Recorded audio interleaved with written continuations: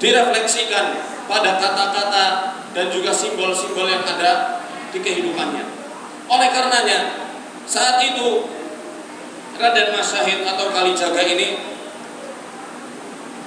mengadakan suatu tren untuk merubah kebiasaan orang Jawa yang bertelanjang dada kala itu, kemudian dengan kebiasaan rambut yang digelung khas orang-orang Majapahit dan sebelum-sebelumnya, dirubah untuk menutup kepalanya dengan kain yang disebut dengan udeng atau ikat.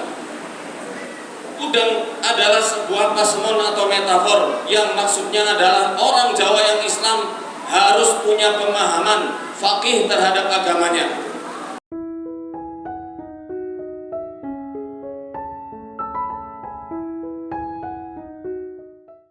Jamaah Jumat yang dirahmati Allah, ada sebuah ungkapan yang mengatakan bangsa yang besar adalah bangsa yang paham tentang sejarah dan juga jati dirinya. Itulah bangsa yang memiliki prinsip yang tidak mudah terombang-ambing dan digadaikan dengan hal-hal yang menjadi kepentingan orang-orang asing di negerinya sendiri. Pada kesempatan kali ini, izinkan khotib menjelaskan tentang jati diri kita selaku orang Jawa,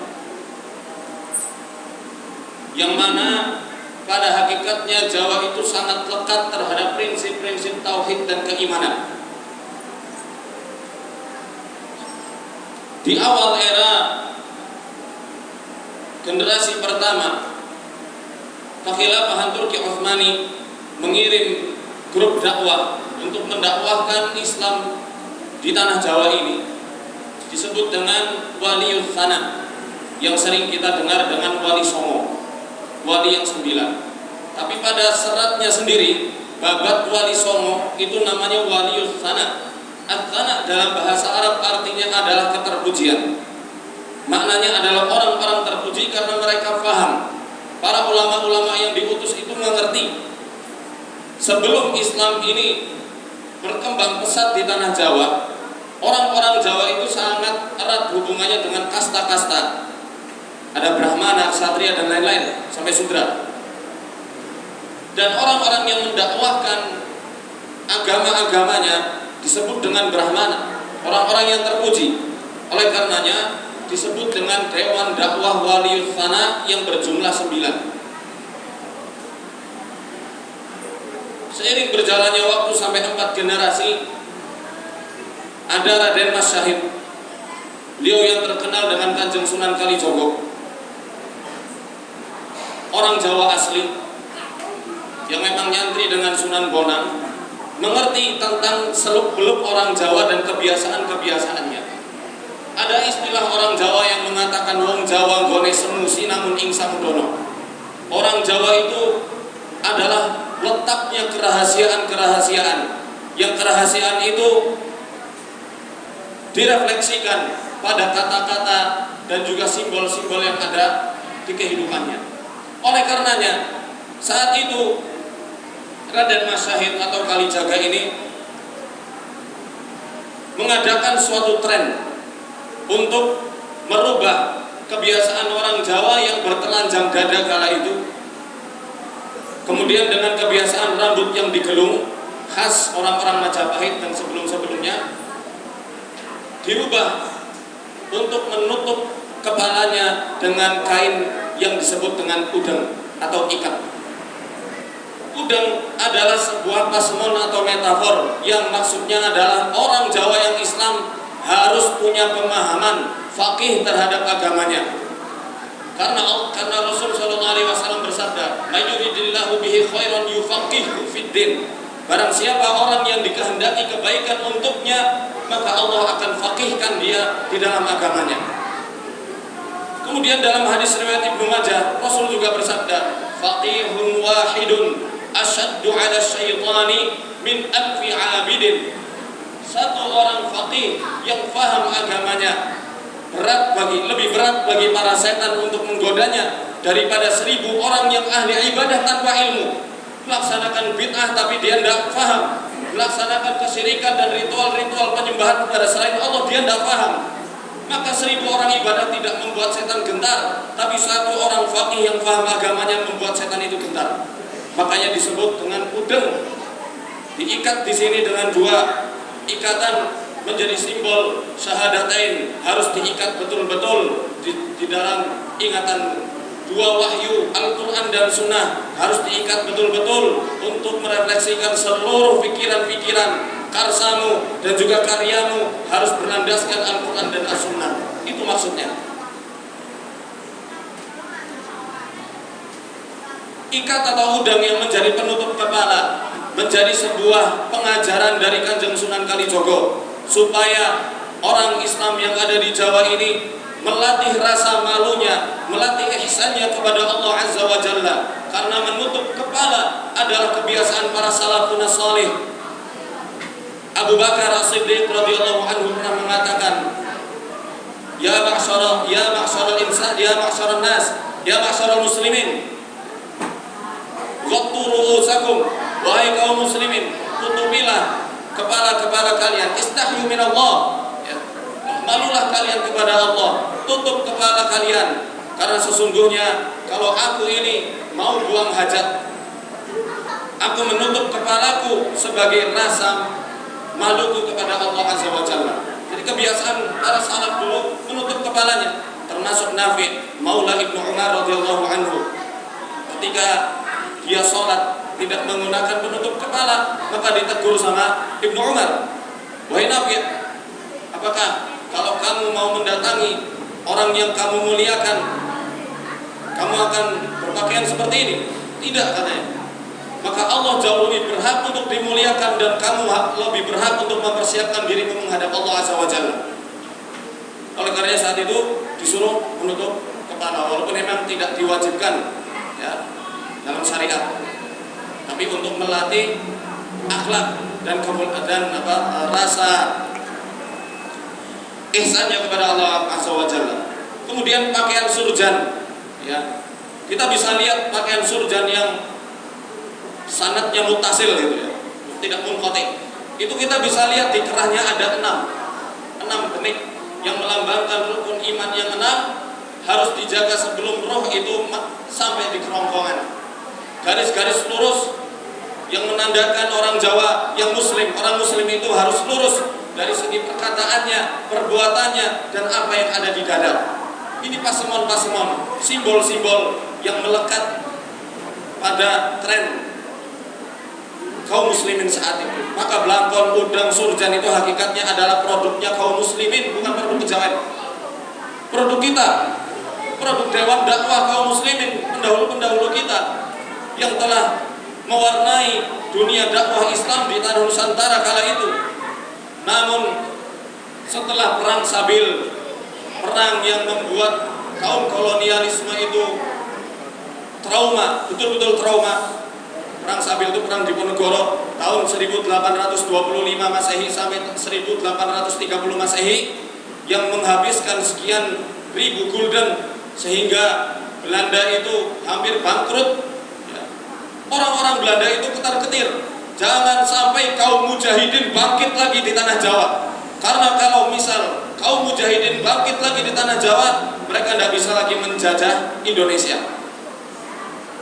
Oleh karenanya, setelah era perang Sabil di awal-awal abad 20, banyak sekali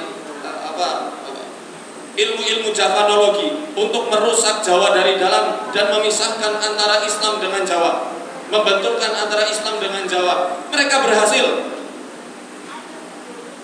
berhasil menjadikan dukun itu stereotipnya adalah menggunakan udeng, ikat kain kepala, menggunakan belangkon dan menggunakan surjan.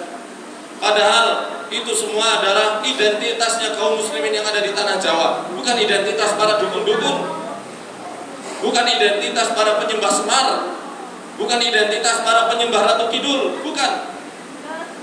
Itu identitas pendahulu kita, kaum-kaum santri, kaum-kaum muslimin yang dahulu hidup di tanah Jawa ini. Lihat belangkon yang sekarang ada di Jogja itu. Ada 17 tingkatan pada belangkonnya yang menandakan 17 waktu sholat, 17 rakaat sholat dalam satu hari. Maka kalau ada orang belangkonan tidak sholat, gak paham makna dari belangkon. Maka kalau ada orang pakai belangkon kemudian mengolok-olok Islam, seperti orang yang viral dari beberapa tahun yang lalu itu, abu-abu itu siapa namanya, dia nggak paham makna belangkon itu sendiri, karena belangkon adalah simbol dari ketakwaan dan juga kesetiaan kaum muslimin di tanah Jawa kala itu. Kemudian di awal-awal abad 20, Presiden Belanda meminta kepada Bupati Kediri untuk menulis babat atau istilahnya sejarah tanah Jawa, karena dia tidak tahu sejarah. Minta tolong kepada Ki Darmokondo, dia adalah seorang dalang di Kediri. Ternyata dalang itu juga nggak terlalu paham. Akhirnya minta kepada dukun namanya Ki Sondong. Ki Sondong ini melakukan mediumisasi, memasukkan jin ke dalam dirinya. Kemudian seluruh apa yang dikatakan jin, yang katanya jin itu adalah namanya Butolo Caya, itu dicatat untuk menjadi referensi sejarah tanah Jawa. Kan kabur. Jadi babat Kadiri yang kemudian melahirkan serat Darmo Gandul dan Gatoloco, ya, karena Gatoloco dan Darmo Gandul itu terinspirasi dari ini apa, babat Kadiri itu hasil wawancara dari orang kesurupan. Tak ilmiah sama sekali, dan berhasil membuat framing seakan-akan Raden Patah yang menjadi anak dari Prabu Brawijaya itu durhaka terhadap orang tuanya. Karena dalam serat Darmo Gandul dikatakan Majapahit runtuh karena pemberontakan anak terhadap ayah. Seakan-akan anak tersebut durhaka terhadap ayahnya. Padahal fakta-fakta sejarah mengatakan Majapahit runtuh diantaranya karena perang saudara, perang Parekrek. Kemudian setelah raja terakhirnya wafat, ada pemberontakan dari Girindrawardhana. Orang Majapahit itu sendiri, bukan dari Islam. Oleh karenanya kita mesti paham bahwasanya orang Jawa itu suka dengan simbol-simbol. Jangan cepat-cepat menuduh syirik, jangan cepat-cepat menuduh bid'ah, tapi juga jangan terlalu jauh melenceng seperti seakan-akan ada ajaran tersendiri di luar Islam. Jamaah Jumat pasti tahu ya tentang tembang-tembang mocopat. Itu diciptakan oleh para sunan untuk mengajarkan tentang fase-fase kehidupan yang dijelaskan dalam Al-Qur'an.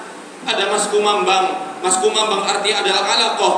Ketika manusia masih ada di rahimnya itu gantung kumambang. Kemudian micil, dia itu lahir. Kemudian sinom, ya sinom itu menjalani masa muda. Ketika masa muda butuh pengajaran, ada yang namanya kinanti. Setelah kinanti, manusia itu merasa jatuh cinta, ada yang namanya asmaradana. Setelah asmaradana, kemudian ada yang namanya gambuh, yakni pernikahan. Wa min ayatihi an khalaqalakum min anfusikum azwajan litaskunu ilaiha wa ja'ala bainakum mawaddatan wa rahmah. Setelah itu ada dandang gula. Setelah menikah, orang baru merasakan pahit manisnya kehidupan. Setelah dandang gula ada yang namanya durma. Dia itu mendarmakan, mengabdikan kehidupannya kepada Allah. Hablum minallah dan hablum minan nas. Setelah durma ada namanya pungkur. Pungkur maksudnya adalah dia menjalani masa tuanya. Setelah masa tua ada megatruh. Megatruh artinya ruhnya pegat, mati. Setelah mati dipocung atau dipocong. Jadi walaupun mau cobat kemudian diambil sama orang-orang Nasrani misalnya untuk menyanyikan lagu gereja, tidak nyambung. Karena itu semua mengajarkan tentang prinsip-prinsip Islam. Demikian juga rebab, gamelan dan lain sebagainya. Itu ada makna-makna filosofi dan nilai-nilai keislaman yang dikreasikan oleh Dewan Dakwah Wali Songo. Kalau menggunakan kata-kata kita berdakwah seperti ini, orangnya mati yang berdakwah, selesai sudah. Tapi kalau menggunakan simbol-simbol yang ditanamkan sampai kapanpun itu tidak akan pernah mati. Hanya kita ayo terus menggali dan mengajarkan bahwa itu simbol Islam. Jamaah Jumat yang dirahmati Allah, kalau kapan-kapan pergi ke Jogja, lihatlah di sana ada masjid gede Kauman. Ya. Di gapuranya, kenapa orang Jawa dulu keraton itu membangun gapura di depan masjid? sebagai serapan kata simbol dari ghafura, supaya orang cepat-cepat ke masjid kalau adzan. Wasari'u ila maghfiratin min rabbikum wa jannatin 'arduha as-samawati wal ardu 'iddat lil muttaqin. Cepatlah kalian untuk menyambut ampunan Allah dan surga yang luasnya langit dan bumi yang telah Allah sediakan untuk orang-orang yang bertakwa. Ghafurat, ghafura. Ada buah waluh atau buah labu yang maksudnya orang datang ke masjid ya untuk mengingat Allah. Hu ahad, qul huwallahu ahad, akhirnya jadi waluh. Kemudian ada di serambi itu nanas, di serambinya buah nanas. Seperti Allah firmankan dalam surat An-Nisa, innal munafiqina yukhadi'una Allah wa huwa khadi'uhum wa idza qamu ila sholati qamu kusala yura'una an-nas wa la yadhkuruna Allah illa qalila. Sesungguhnya orang-orang munafik itu mereka hendak menipu Allah, tapi Allah balikan keadaannya itu. Cirinya kalau dia berdiri untuk melaksanakan sholat, qamu kusala, mereka berdiri dengan malas-malasan, malas untuk sholat. Jadi maksud dengan buah nanas itu, ayo bergegas, jangan malas-malasan ketika sudah di dalam masjid. Siapa yang malas sama kayak orang munafik. Selain malas-malasan dalam sholat, yura'unan nas, mereka sholat karena riya, kepengen dipuji sama manusia. Wala yadhkurunallaha illa qalila. Orang munafik itu tidaklah mengingat Allah kecuali hanya sedikit saja. Ayo kalau sholat jangan sampai lalai. Karena siapa yang lalai dalam sholatnya apalagi riya, maka kata Allah, fawailul lil musallin alladzina hum an salatihim sahun. Celakalah orang yang sholat, yakni kalau mereka itu sholatnya dalam keadaan lalai. Itu pasemon, simbol-simbolnya orang Jawa yang luar biasa, filosofinya dahsyat sekali. Kita sedang tidak berbangga-bangga diri dan mengunggulkan suku kita, tidak, tapi kita supaya paham terhadap jati diri kita. Karena Islam ini bangkit insya Allah di tanah Jawa ini, kalau betul-betul bangkit akan menggentarkan dunia, dan Islam betul-betul jaya lagi di dunia ini insya Allah. Bukan hanya di Nusantara tapi di seluruh dunia insya Allah. Lihatlah dua persyarikatan, dua jamiah besar yang lahir, itu lahirnya di tanah Jawa dari dua orang kakak beradik. Kiai Haji Ahmad Dahlan mendirikan persyarikatan Muhammadiyah, Kiai Haji Hasim Ash'ari mendirikan Jamiah Nahdlatul Ulama, menggentarkan seluruh Indonesia tambah kuat dan mengantarkan Indonesia kepada kemerdekaannya. Bahkan Panglima Besar Jenderal Sudirman itu juga dari tanah Jawa, orang Ngapak, orang Purbalingga itu, yang dia itu adalah santri, dia itu Islam. Kalau Allah tidak memberikan kekuatan kepada Panglima Besar Jenderal Sudirman, Indonesia sampai saat ini tidak ada lagi yang namanya Indonesia, masih menjadi Hindia Belanda. Karena saat itu Panglima Besar Jenderal Sudirman bersama para TNI, para gerilyawan memperjuangkan supaya status kemerdekaan itu masih tetap ada. Kaum muslimin di tanah Jawa itu yang ditakutkan sama Belanda, dan akhirnya terbukti di tahun 1949 waktu perang gerilya itu, agresi militer juga. Saya harap ini bisa menjadi renungan kita bersama, bahwa istilah kejawen itu baru lahir tahun 1920 karena adanya itu tadi Renaissance kesusastraan Jawa dan ilmu-ilmu Javanologi yang dilayangkan oleh para kaum orientalis untuk merusak Islam dari dalamnya dan mengadu domba antara Islam dengan Jawa, Jawa dengan Sunda. Perang Bubat itu tidak ada, itu karangan penjajah. Ya, pada hakikatnya tidak ada yang semacam itu. Ya, semoga kita berdoa nanti semoga Islam kembali bangkit di Nusantara ini dan kembali bangkit di seluruh dunia dengan izin Allah. Barakallahu li wa lakum fil Qur'anil azim wa taqabbal minni wa minkum tilawatahu innahu huwas samiul alim. Alhamdulillahirabbil alamin hamdan katsiran thayyiban mubarakan fi. Asyhadu an la ilaha illallah wahdahu la syarikalah wa asyhadu anna Muhammadan abduhu wa rasuluhu la nabiyya ba'da. Allahumma shalli ala nabiyyina Muhammadin wa ala alihi wa sahbihi ajma'in. Di khutbah kedua ini kembali khatib mengingatkan kepada jamaah sekalian untuk sama-sama meningkatkan ketakwaan kepada Allah Azza wa Jalla. Dan marilah kita bersolawat kepada Nabi SAW, karena Allah Ta'ala berfirman dalam Al-Quran, Inna Allah wa malaikatahu yusalluna ala nabi ya ayyuhalladzina amanu sallu alaihi wa sallimu taslima. Allahumma salli ala Muhammad wa ala ali Muhammad kama sallaita ala Ibrahim wa ala ali Ibrahim, wa barik ala Muhammad wa ala ali Muhammad kama barakta ala Ibrahim wa ala ali Ibrahim fil alamin innaka Hamidum Majid. Allahumma ighfir lil muslimin wal muslimat wal mu'minin wal mu'minat al ahya'a minhum wal amwat innaka sami'un qaribun mujibud da'wat wa ya qadiyal hajat. Allahumma arinal haqqa haqqan warzuqna ittiba'ah wa arinal batila batila warzuqna ijtinabah. Allahumma rabbana atina fid dunya hasanah wa fil akhirati hasanah wa qina adzaban nar. Rabbana atina min ladunka rahmah wa hayyi lana min amrina rasada. Wa sallallahu ala nabiyyina Muhammad wa ala alihi wa sahbihi wa sallam. Walhamdulillahi rabbil alamin. Aqimus salat.